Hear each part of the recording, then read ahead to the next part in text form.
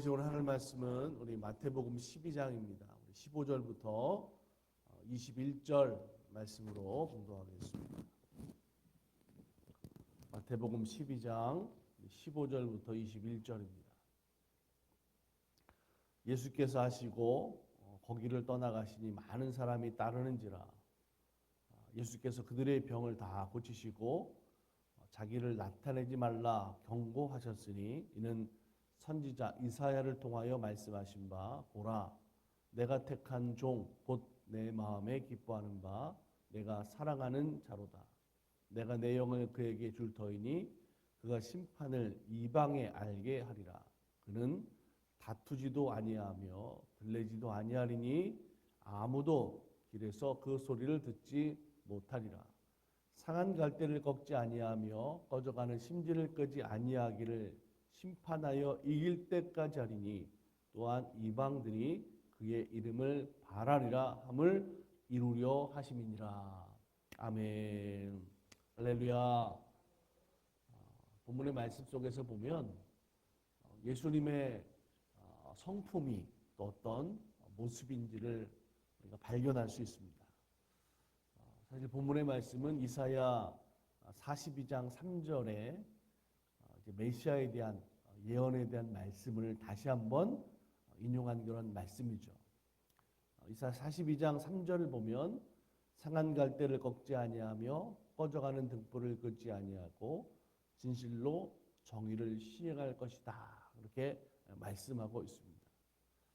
오늘 말씀에 보면 오늘 우리들의 모습에 대해서 비유적으로 말씀하고 있는 것이 뭐냐면 갈대와 같다라는 것이 우리 사람의 인간의 약한 그 존재를 말씀하고 있는 거죠.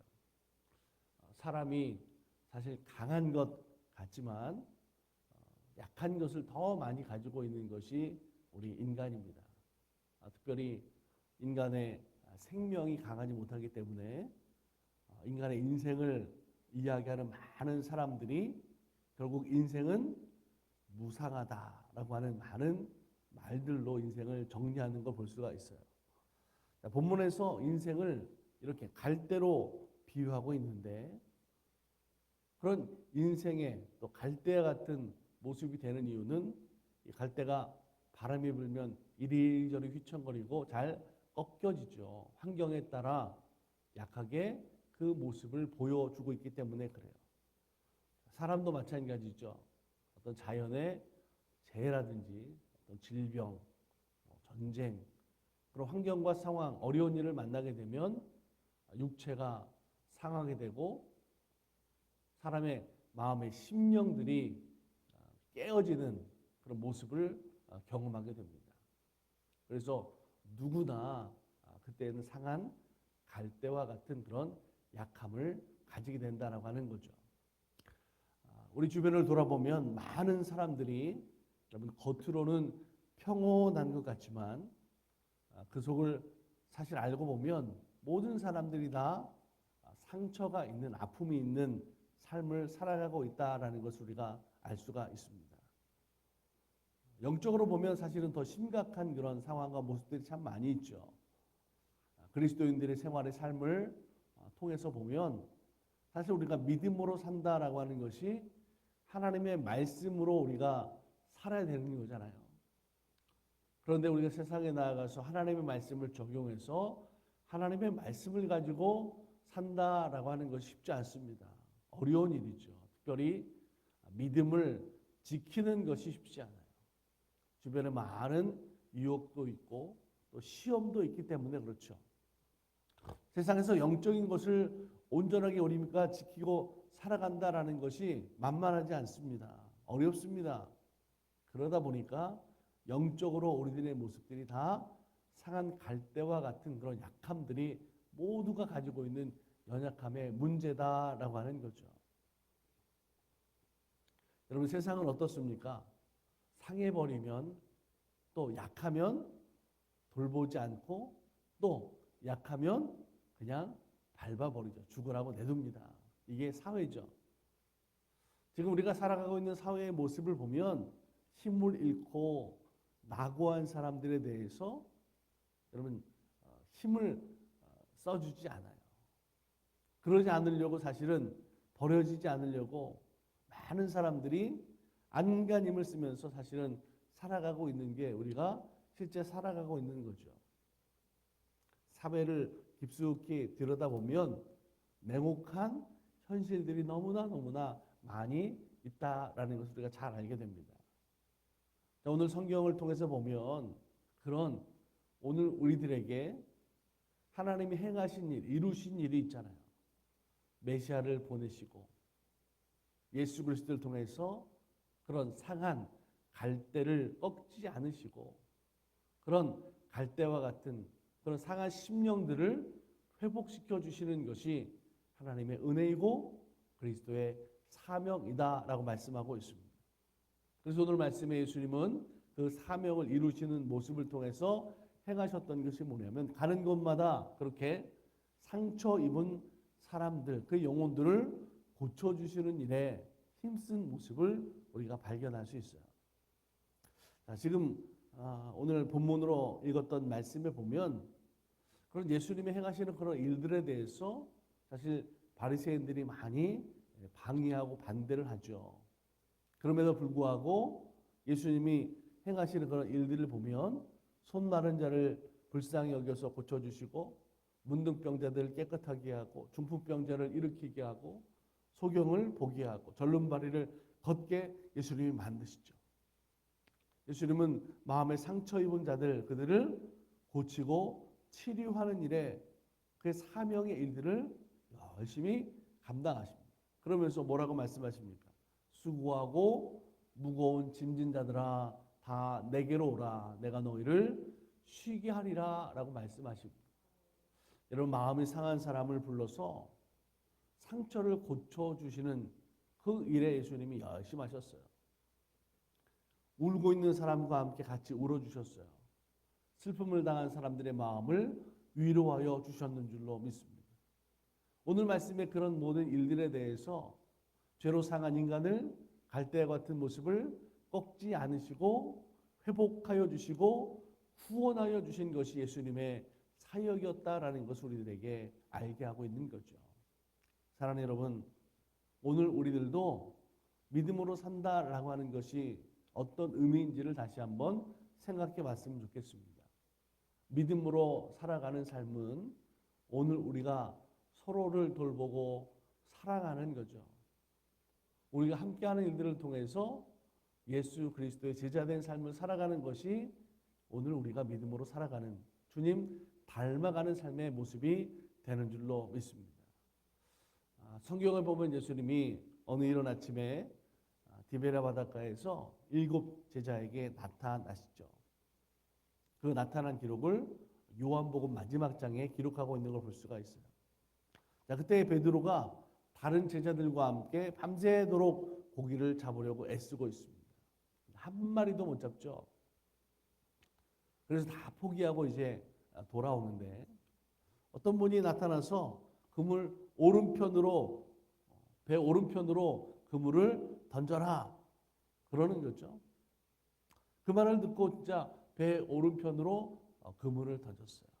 고기가요 그물이 찢어질 정도로 잡혔다는 거죠.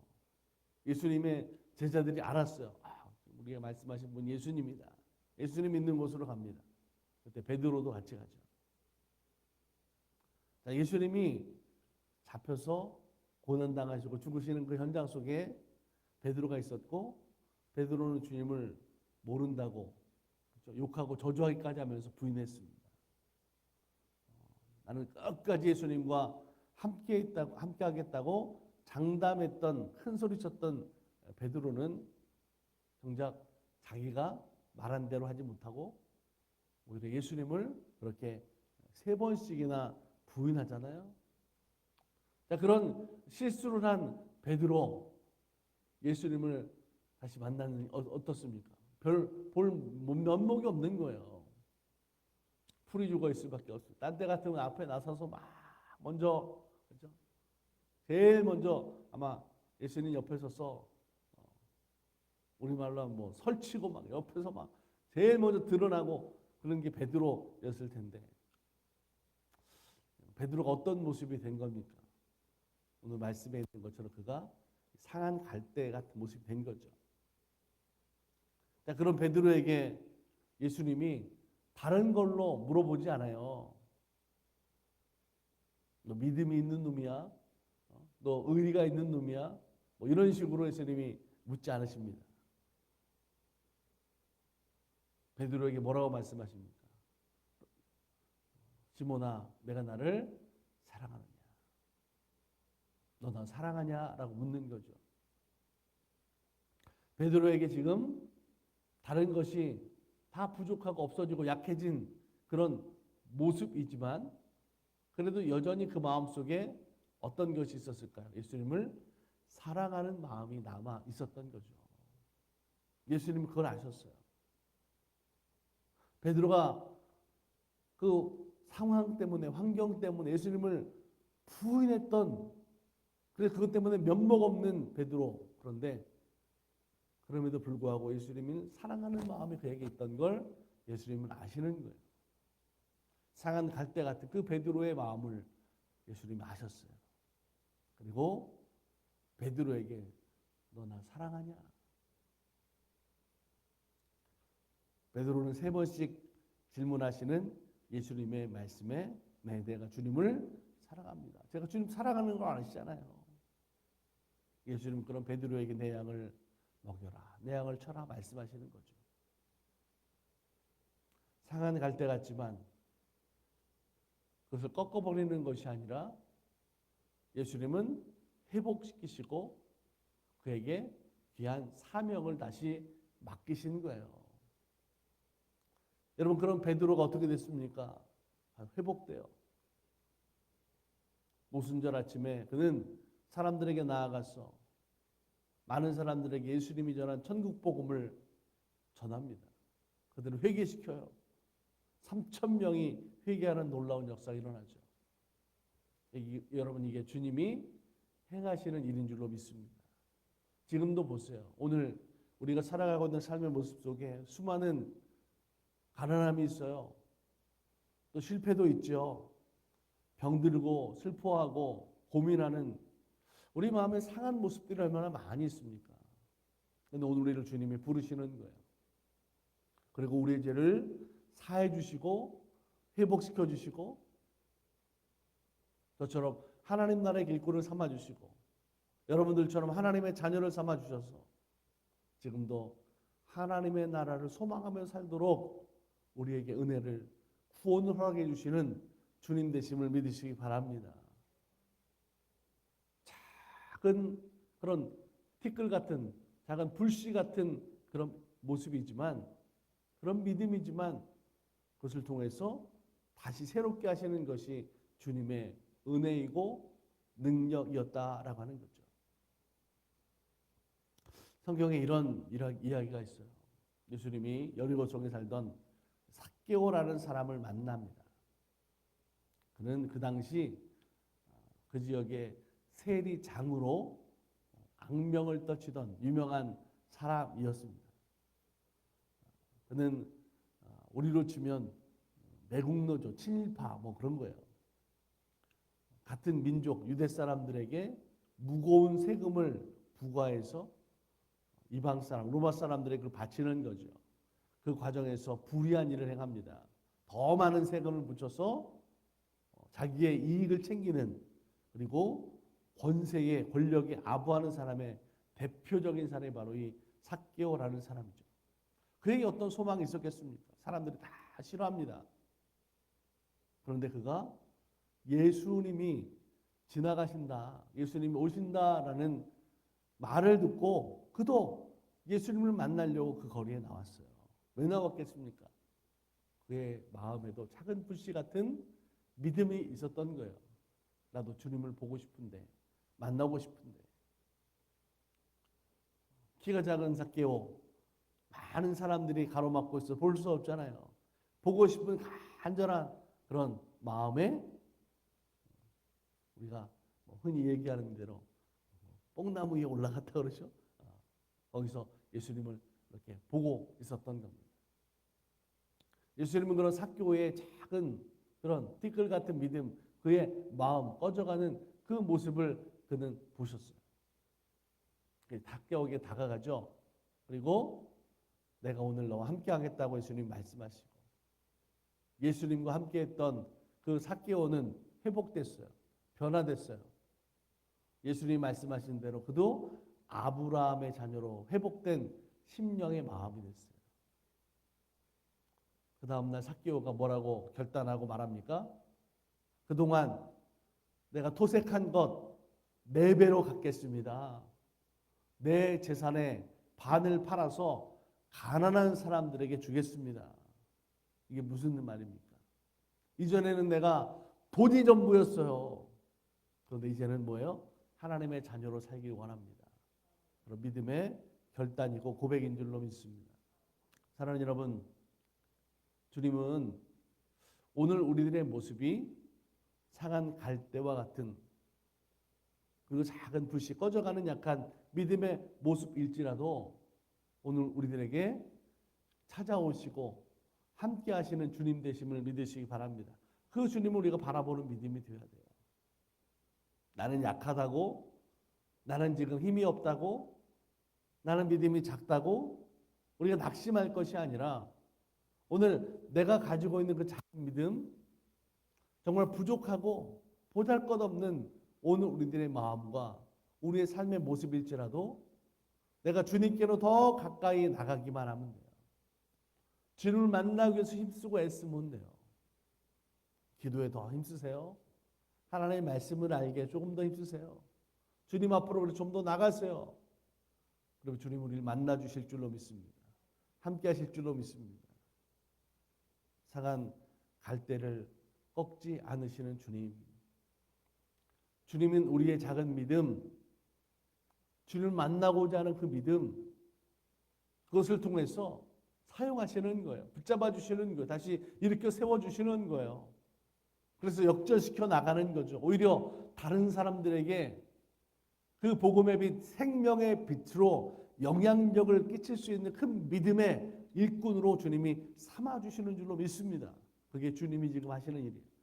그 역사를 오늘 지금 우리들에게도 이루고 나가시는 주님 되심을 여러분 믿으시기 바랍니다. 그 사랑의 주님이 오늘도 함께 하시는 귀하고 복된 하루 되게 간절히 소망합니다. 가정의 자리가, 여러분 일하는 일터의 자리가, 학업의 자리가 주님의 은혜와 함께 하시는 삶의 모습을 통해서 믿음으로 오늘도 감사가 있는 영적인 승리를 이루어가는 우리 달라스 만나교회 성도들이 되기를 주님의 이름으로 간절히 축원합니다. 함께 우리 기도하겠습니다. 좋으신 하나님 감사합니다. 오늘도 믿음으로 사는 하루 되기 원합니다. 감사가 풍성한 하나님의 은혜로 살아가는 날 되기 원합니다. 하나님 믿음으로 살아갈 수 있도록 붙잡아 주시고 함께하여 주시옵소서. 성령님 은혜로 채워주심을 통하여 사실 우리가 세상에서 믿음으로 살아갈 때 힘들고 어려운 유혹과 시험도 많이 있는데 그 모든 일에 우리들이 정말 이길 수 있는 삶으로 살아가게 하시고 기도하며 영적인 형통함의 주인공된 삶을 살게 하여 주시옵소서. 혹시 우리 모든 성도들의 삶 속에 상한 갈대와 같은 연약함이 있습니까? 주님 회복시켜 주시옵소서. 다시 일어나 주님 앞에 나아가는 삶이 되게 하시고 수고하고 무거운 짐진 자들아 다 내게로 오라. 내가 너희를 쉬게 하리라 말씀하신 그 주님 말씀의 은혜대로 살아가는 성도들이 되게 하여 주시옵소서. 걸어가시는 하나님, 오늘 우리들의 믿음을, 우리 사명을 잘 회복하고 그래서 그 믿음을 따라 소망을 따라 비전을 세우며 하나님 앞에 영광을 나타내는 교회와 성도들이 될 수 있도록 함께하여 주시옵소서. 여기까지 인도하신 에베네셀 하나님 감사합니다.